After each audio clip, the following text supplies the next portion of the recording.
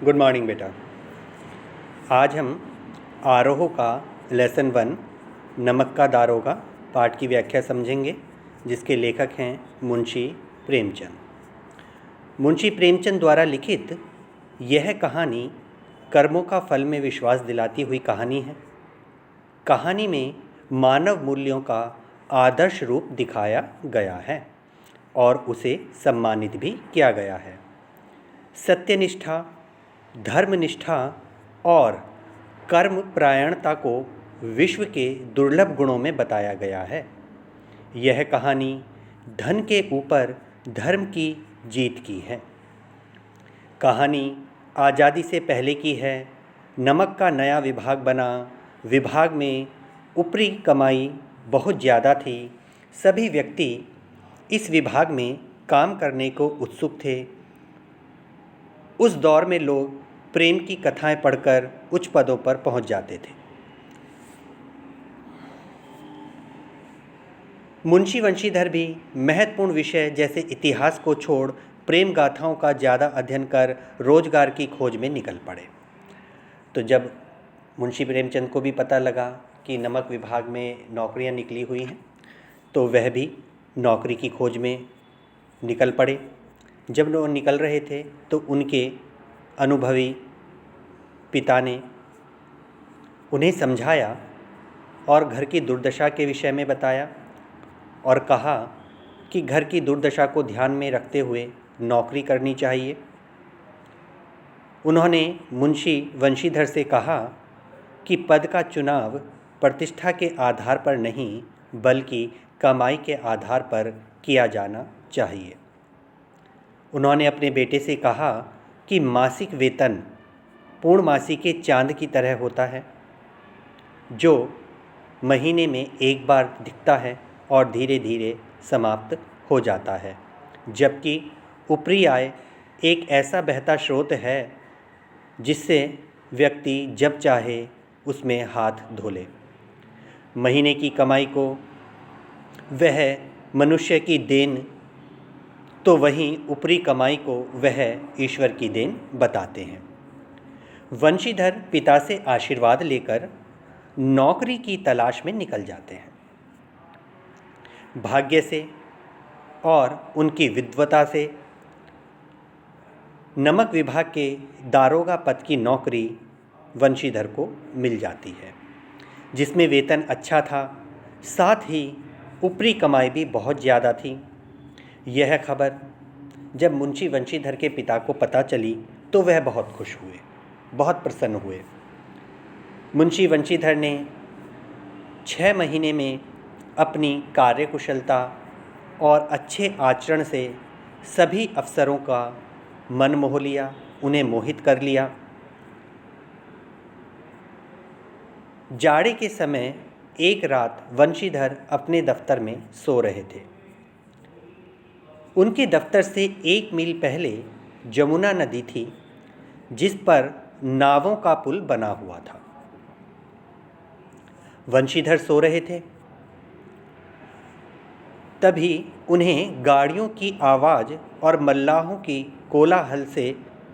कोलाहल की आवाज़ सुनाई दी, जिस कारण उनकी नींद खुल गई।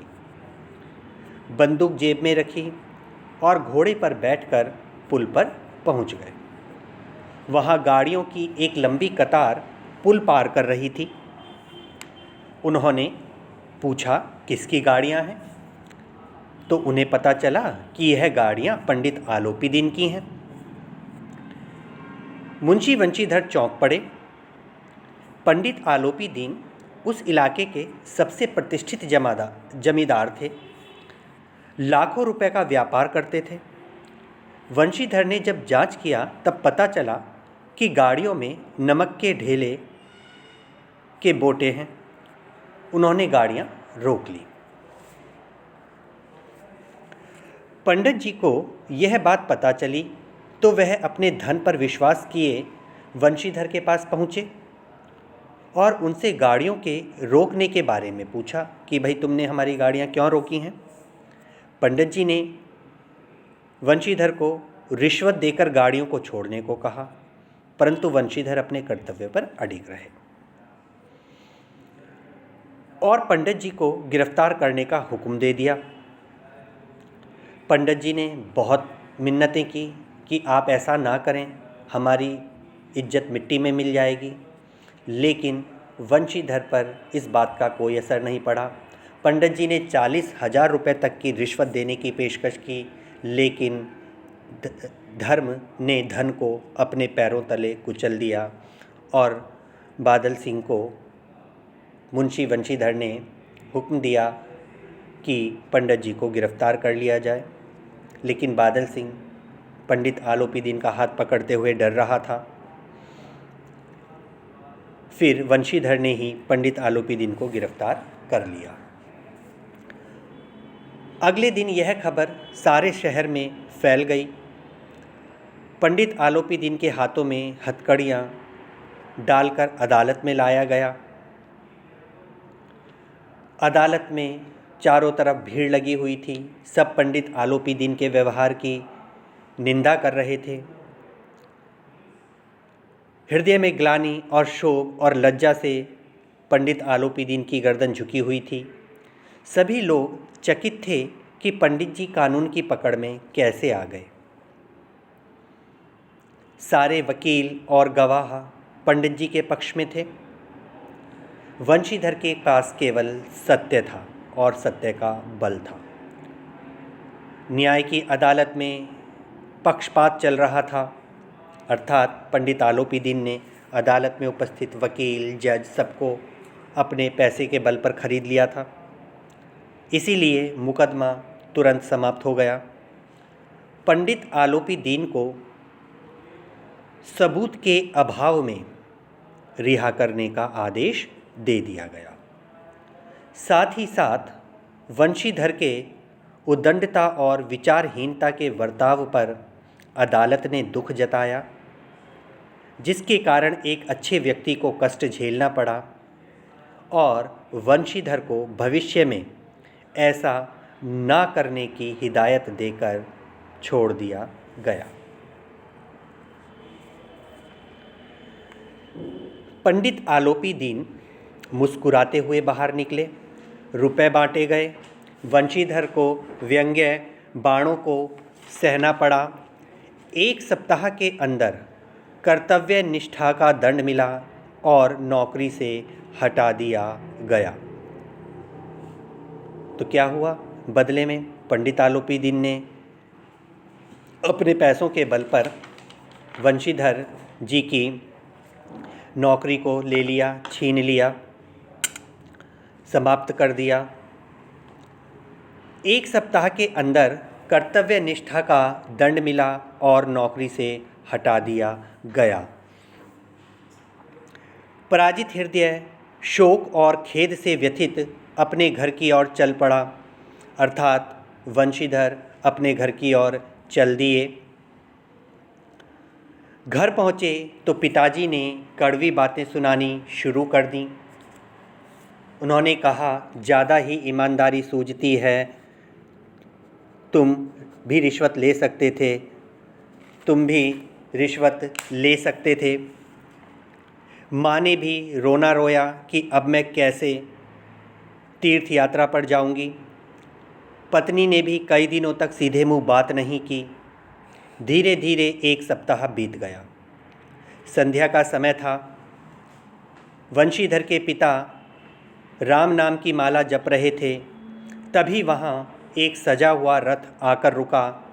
पिता ने देखा पंडित आलोपीदीन हैं। उन्होंने झुककर उन्हें दंडवत प्रणाम किया और चापलूसी भरी बातें करने लगे, साथ ही अपने बेटे को कोसने लगे।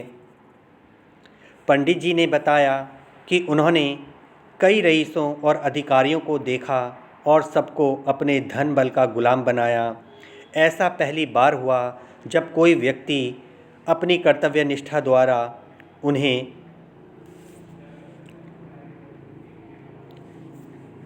खरीद नहीं सका। उन्होंने वंशीधर के पिता से कहा कि आपका बेटा तो कुल का तिलक है, आप ऐसा ना कहें। वंशीधर ने जब पंडित जी को देखा तो स्वाभिमान सहित उनका सत्कार किया।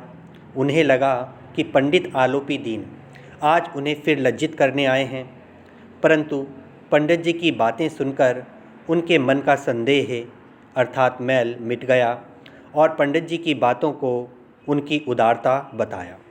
अर्थात पंडित आलोपी दीन ने कहा कि ये आपकी उदारता है जो आप मेरे लिए इस तरीके का व्यवहार कर रहे हैं। उन्होंने कहा, पंडित जी को कहा कि उनका जो हुक्म होगा वे करने को तैयार हैं। अर्थात वंशीधर ने पंडित आलोपी दीन से कहा, कहिए मेरे लिए क्या आज्ञा है। इस पर पंडित जी ने एक स्टैम्प लगा हुआ एक पत्र निकाला और उसे प्रार्थना स्वीकार करने को बोला। उन्होंने वंशीधर से कहा कि आपने वहाँ पुल पर नदी किनारे मेरी प्रार्थना नहीं मानी थी, आशा करता हूँ आज आप मेरी प्रार्थना को नहीं ठुकराएंगे। वंशीधर ने जब कागज़ पढ़ा तो उसमें पंडित जी ने वंशीधर को अपनी सारी जायदाद का स्थायी मैनेजर नियुक्त किया और 6,000 रुपये वार्षिक तनख्वाह, प्रतिदिन का खर्चा, सवारी और बंगला देने का ऐलान किया। वंशीधर की आंखों में आंसू आ गए और उन्होंने कहा कि वे इस पद के योग्य नहीं हैं। इस पर पंडित आलोपी दीन ने मुस्कुराते हुए कहा कि उन्हें अयोग्य व्यक्ति ही चाहिए। वंशीधर ने कहा कि उनमें इतनी बुद्धि नहीं कि वह यह कार्य कर सकें।